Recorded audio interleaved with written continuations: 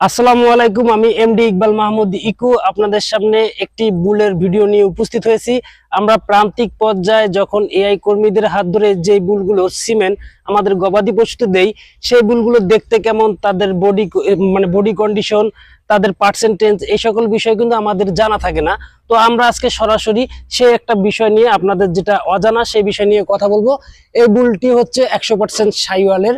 আর এই বুলটিকে সরাসরি আমি আপনাদেরকে এখন দেখানোর চেষ্টা করছি।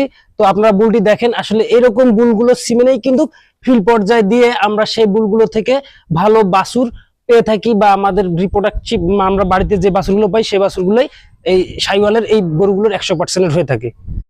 আসসালামু আলাইকুম। আমি এমডি ইকবাল মাহমুদ ইকু আপনাদের সামনে একটি বুলের ভিডিও নিয়ে উপস্থিত হয়েছি।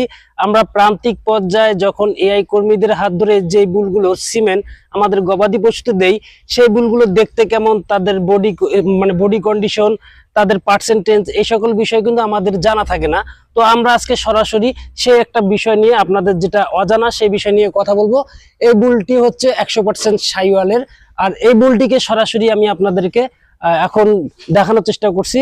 তো আপনারা বুলটি দেখেন, আসলে এরকম বুলগুলো সিমেনেই কিন্তু ফিল্ড পর্যায়ে দিয়ে আমরা সেই বুলগুলো থেকে ভালো বাছুর পেয়ে থাকি, বা আমাদের রিপ্রোডাক্টিভ আমরা বাড়িতে যে বাছুরগুলো পাই সেই বাছুরগুলোই এই শাহিওয়ালের এই গরুগুলোর 100% হয়ে থাকে।